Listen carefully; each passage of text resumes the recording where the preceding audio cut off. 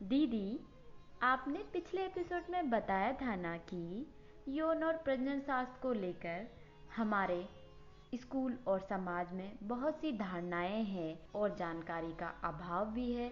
वह आपने बहुत सही बताया था। हाँ, बिल्कुल बताया था। एसआरएचआर पर बातचीत होना बहुत ज़रूरी है राजकुमारी, जिसकी शुरुआत छोटे स्तर से ही सही, लेकिन जानकार माँ बाप और हम युवाओं को करना चाहिए। पर एक बात और है जिस पर बात करने की जरूरत है हमें। वह क्या राजकुमारी? समलैंगिकता। बहुत बढ़िया विषय है। क्यों ना हम आज के द जुगनू शो में इसी पर चर्चा करें। हाँ बिल्कुल, नेकी और पूछ पूछ। तो नमस्कार साथियों, आपका स्वागत है द जुगनू शो के तीसरे एपिसोड में। आज हमारे साथ राजकुमारी है और हम चर्चा करेंगे समलैंगिकता और एसआरएचआर से जुड़े मुद्दे पर। दीदी, सबसे पहले मुझे जानना है कि हमारे हरदावासी समलैंगिकता के बारे में क्या जानते हैं और उनके क्या विचार हैं। ठीक है राजकुमारी, तो तुम्हें अपने समुदाय के पास लेकर चलते हैं, जिनसे हमने कुछ सवाल पूछे हैं, जैसे कि क्या वो अपने आसपास किसी समलैंगिक व्यक्ति को जानते हैं, और यह भी सवाल पूछा हमने कि क्या यह प्राकृतिक है कि नहीं, और सबसे रोचक सवाल कि कल को अगर कोई दोस्त, भाई, बहन अपने समलैंगिक होने के बारे में बताता है तो वह क्या उन्हें स्वीकार करेंगे, और उनके माता पिता क्या कहते हैं इस विषय पर। देखा है पर मतलब मैं जानती नहीं थी। नेचुरली है क्योंकि वो हम पे डिपेंड नहीं करता ना, वो जीन्स पे डिपेंड करता है कि वो क्या मतलब कैसे है क्या है, मतलब हम पे डिपेंड नहीं करता है, वो नेचुरली है, प्राकृतिक। हम नहीं डिसाइड कर सके क्या है क्या नहीं। जैसे लड़का या लड़की होना हमने डिसाइड कर सकते, वैसे वो होना भी हम डिसाइड नहीं कर सकते। वैसे परिवार में तो मैं नहीं बता सकती कि पापा मम्मी की सोच थोड़ी पढ़े लिखे नहीं है, तो उनकी सोच पे मैं नहीं बता सकती कि वो स्वीकार करेंगे या नहीं। पर हम एक बार पढ़े लिखे हैं तो हम सोचेंगे कि करना है या नहीं। जी जी। आ, तो है भी और नहीं भी है, क्योंकि जैसे बड़े बड़े शहरों में फिल्म इंडस्ट्रीज हो गई और सरकार की नजर में उसके लिए है, मतलब कि वो रह सकते हैं वहाँ, उनके लिए हर चीज अवेलेबल है। पर अभी गाँव वगैरह मतलब जहाँ पर शिक्षा नहीं है, हम्म वहाँ वो लोग उसको नहीं मानते हैं कि ये अच्छे, मतलब धिक्कारते हुए, कहने का मतलब ये उनको अच्छे नजरिए से नहीं देखते। हाँ, सब बोलते हैं करण जौहर के बारे में ऐसा है, पर अब वो कंफर्म नहीं है, पर मुझे कंफर्म लगता है कि है। हम्म मैंने पढ़ा है। हाँ, मैं बता तो रही हूँ कि जहाँ शिक्षा है वहाँ पर नहीं है, और जहाँ शिक्षित लोग हैं, जिनको पता है नेचुरल है, तो वहाँ पर है। मैं जानता तो नहीं हूँ पर मैंने देखा है, व्यक्तिगत रूप से नहीं जानता उन्हें, बस ऐसे देखा है मैंने बाहर। मैं तो इसे प्राकृतिक मानता हूँ क्योंकि ये जन्म से ही होता है व्यक्ति के अंदर। जहाँ तक कि मेरा ख्याल है तो ये प्राकृतिक होती है। देखिए व्यक्ति का मतलब अगर वर्तमान स्थिति की बात की जाए तो इस समय तो स्वीकार नहीं किया जाएगा उन्हें। जिस प्रकार उनका जो समूह होता है वहाँ पर उस व्यक्ति को भेज दिया जाता है और वर्तमान में यही हो रहा है। आपने देखा होगा कि ट्रेनों में वो मिलते हैं हमें, उन्होंने एक तरफ से मतलब अपनी कमाई, मतलब उनका धंधा अलग ही चलता है, और उन्होंने कुछ अपनी मतलब ऐसे लोग ऐसा भी मानते हैं कि उनकी दुआएं अच्छी रहती है। बददुआ देते तो व्यक्ति मतलब कुछ नहीं कर पाता, दुआएं उनकी अच्छी रहती है, ऐसा हमने माना है, मानते हैं लोग ऐसा। तो उन्हें तो ये समाज में तो नहीं रखा जाता हमारे, लेकिन उन्हें उनका अलग एक ग्रुप रहता है, उसी में रहते हैं और उसी में काम करते हैं, खाते कमाते हैं वो। और अगर भविष्य में इनके लिए कोई योजनाएं बनती है, उन्हें अगर लोगों के दिमाग से मानसिकता इस प्रकार की हट जाती है कि वो भी अपने समान ही है, ऐसा नहीं होना चाहिए, तो हो सकता है हो जाए, उन्हें अपने समाज स्वीकार कर ले। लेकिन वर्तमान स्थिति में तो नहीं कर रहा है अभी तो। देखिए मैं तो स्वीकार कर लूंगा, मेरा क्योंकि मेरा परिवार में है तो मुझे तो करना ही पड़ेगा स्वीकार। हर व्यक्ति अपने अपने परिवार में हर चीज को स्वीकार करता है कि अगर आप में ही ऐसा हो तो आप भी स्वीकार करेंगे। बट लेकिन समाज को देखते हुए ऐसा नहीं कर सकता मैं, उसे अपनी जगह पे पहुंचानी ही पड़ेगी और पहुंचाना पड़ता है। वो भी कुछ नहीं कर पाएंगे क्योंकि ये वो सब समझ जाए भैया भगवान की देनी ऐसी आजकल ऐसा मानते हैं हमारा समाज है। तो वो मानते हैं कि भगवान की देन है तो इसको उसकी जगह पे पहुंचाना चाहिए ताकि ये वहाँ पर अच्छे से रह सके, इसे समाज के ताने भी नहीं सुनना पड़े। पूरी तरीके से उस वास्तविकता को स्वीकार करने में असमर्थ है हमारा समाज। देखिए जहाँ तक कि मैं सोचता हूँ कि सुरक्षित वातावरण मेरे हिसाब से तो नहीं है सर। देखी भी हूँ और जानती भी हूँ। प्राकृतिक है तो जो उनका बर्थ होता है उसके साथ ही होता है, ये बाद में कोई चेंज तो होता नहीं है ये। अगर चेंज होता तो सभी के साथ होता। जो अभी की कंडीशन है उसके हिसाब से तो उसको स्वीकार ही करेंगे। ये पुरानी कंडीशन होती थी कि उनके साथ भेदभाव किया जाता था, पर 75% बोल सकते हैं कि हाँ वो वाला वातावरण क्रिएट हो चुका है। बाकी जो 25% है तो हाँ है आज भी कुछ लोग जो इसको गलत मानते हैं, या फिर एक तरह का अपन इसको अभिशाप बोल सकते हैं हाँ। कि वो अपनी कैटेगरी में नहीं आते हैं, उनको अलग मानते हैं। जो माता पिता के बारे में अगर कुछ इस बारे में उनके साइड से कुछ बताया जाए तो यही बोल सकते हैं कि वो इसको खुद की किस्मत मान के इसको एक्सेप्ट कर सकते हैं, या फिर जिंदगी भर बैठ के रो सकते हैं, क्योंकि उनकी आज की जो मेंटेलिटी वो आज की तो है नहीं कि वो आज के हिसाब से सोच लें। और हैं अगर कुछ ऐसे डेवलप थॉट रखने वाले तो वो इसको नॉर्मली लेंगे कि हाँ होते हैं इंसान तो सभी हो सकते हैं, कोई नई बात नहीं है। ऐसा कोई नॉलेज तो है नहीं मेरे को, बाकी सुनी हूँ मैंने कि हाँ इनको भी कि जो नॉर्मल लोगों को सुविधाएं मिलती हैं या फिर जो उनको चांस दिए जाते हैं आगे बढ़ने के, वो इनको भी मिले और वो लोग आगे निकले हैं।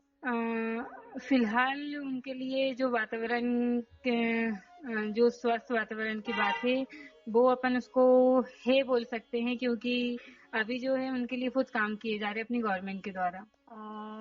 समलैंगिक अभी तक तो नहीं देखा हूँ। ऑब्वियसली प्राकृतिक ही है ये, ठीक है, क्योंकि जो उनमें मतलब जो थिंकिंग होती है उनकी जी। वो अपने से बिल्कुल डिफरेंट होती है। और अपन मतलब कितना भी उनको कन्विंस करेंगे ना, लेकिन उनकी थिंकिंग कभी नहीं बदलेगी, तो वो नेचुरली है। देखिए हमारी मतलब हम अपनी माने तो हम तो बिल्कुल स्वीकार करेंगे क्योंकि हम एजुकेटेड हैं, है ना। और बाकी लोगों की बताएं, जैसे कि जो इलिटरेट है मतलब जो पढ़े लिखे नहीं है, तो उनकी जगह पे रह के बताएं तो वो बिल्कुल भी स्वीकार नहीं करेंगे। और हम इसीलिए स्वीकार करेंगे क्योंकि हम उनके बारे में जानते हैं। समाज भी अस्वीकार करेगा क्योंकि वो लोग भी नहीं जानते इस बारे में, और जिनको उनके बारे में पूरा नॉलेज तो वो बिल्कुल स्वीकार करेगा। वो क्यों, मतलब उनको कोई दिक्कत ही नहीं होगी ना, बिल्कुल नहीं। अब राजकुमारी तुम बताओ, तुम क्या जानती हो, समलैंगिकता क्या है और क्या तुम कभी किसी समलैंगिक व्यक्ति से मिली हो? क्या तुम उसे जानती हो? पिंकी दीदी, समलैंगिकता बहुत से रंगों का मेल है। लोग अक्सर ट्रांसजेंडर को ही समलैंगिकता की श्रेणी में समझते हैं, पर ऐसा नहीं है। यह विशाल है और इसमें LGBTQ अन्य लोग शामिल होते हैं, जैसे लेस्बियन, ट्रांसजेंडर, क्वेयर, बाइसेक्सुअल। मैं जानती हूँ समलैंगिक व्यक्तियों को, पर लेकिन वह खुद समाज में सामने नहीं आते हैं, इसलिए मैं भी उनकी पहचान इस तरीके से ओपन नहीं कर सकती। पिंकी दीदी, इसी से मेरा एक सवाल बनता है। मैं आपसे पूछना चाहती हूँ कि क्यों हमारे समाज में समलैंगिक व्यक्ति को नहीं अपनाया जाता?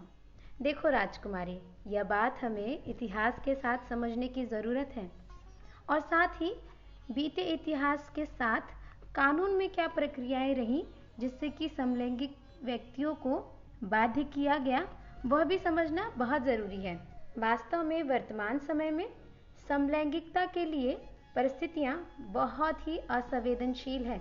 परंतु अपने मध्य प्रदेश की ही बात ले लो, खजुराहो के हजारों साल पुराने मंदिरों में आज भी तुम देख सकती हो समलैंगिकता की निशानियां, जो मूर्तियों के रूप में आज भी मौजूद हैं। परंतु समय के साथ सत्ता और राजनीति के खेल ने उन्हें उनके स्थान को छोड़ अपने पहचान को छुपाने के लिए मजबूर कर दिया। ब्रिटिश काल में भी जो कानून बने वह भी बहुत जिम्मेदार हैं कि समलैंगिकता को लगातार निधन का सामना करना पड़ा।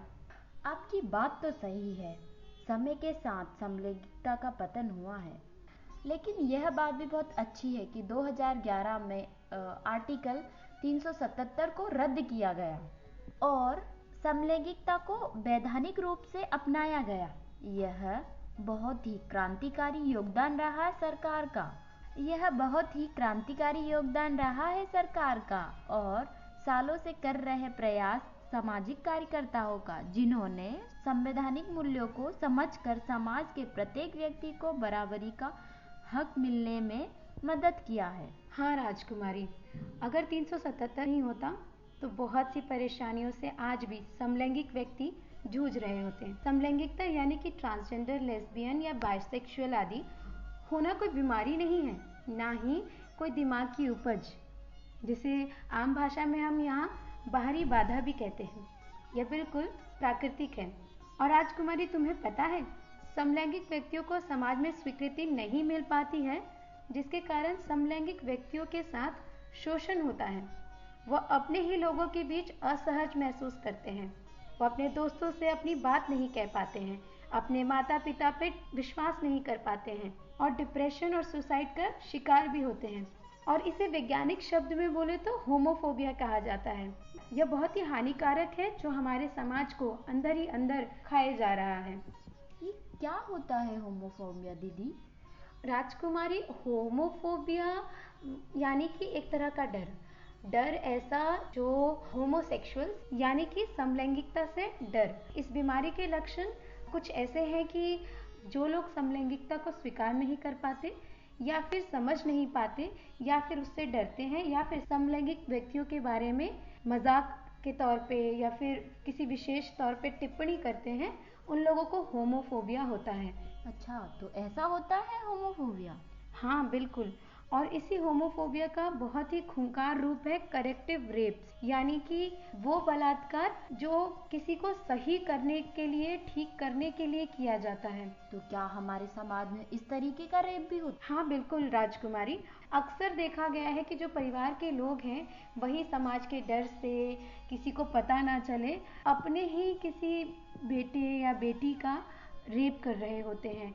मुझे तो पता नहीं था, पर इस तरीके की चीज़ आज पता चली। और ये हमारे समाज में इस तरीके के लोग और इस तरीके की धारणाएं है, ये बहुत ही शर्मनाक चीज़ें हैं कि इस तरीके से हमारे समाज में आज भी लोगों की मानसिकता है। और तो चलिए बात करते हैं होमोफोबिया को मिटाकर समलैंगिकता के लिए स्वस्थ वातावरण कैसे बना सकते हैं। हाँ बिल्कुल राजकुमारी, ज़रूरी है कि हम स्वीकृति का भाव बढ़ाएं, अपने समझ के दायरे को बढ़ाएं और साथ ही कुछ पढ़ें, अपने इतिहास को भी समझें, अन्य संस्कृतियों से प्रेरणा लें और सबसे अधिक ज़रूरी है सहानुभूति और परानुभूति। हर एक व्यक्ति को समझने की बहुत ज़्यादा ज़रूरत है और संवैधानिक मूल्यों के साथ हर एक व्यक्ति के लिए हमारे समाज में वातावरण भी बनाना बहुत ज़रूरी है।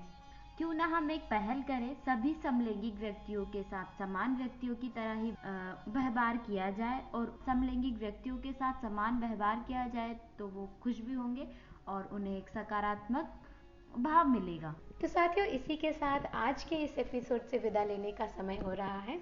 आशा करते हैं कि आज जो हमने बातचीत की समलैंगिकता, होमोफोबिया, करेक्टिव रेप्स और कैसे हम समाज में स्वस्थ वातावरण बना सकते हैं समलैंगिकता के लिए, इस पर चर्चा की है। आप अपने विचार रखना चाहते हैं तो ज़रूर हमें मैसेज कर सकते हैं, फ़ोन कर सकते हैं। हमारा नंबर है 9711419962। आप सभी से हम फिर से मिलेंगे अगले एपिसोड में, तब तक के लिए। और आप हमें मेल भी कर सकते हैं। हमारा ईमेल एड्रेस है synergysansthan@gmail.com। बाय बाय, नमस्कार।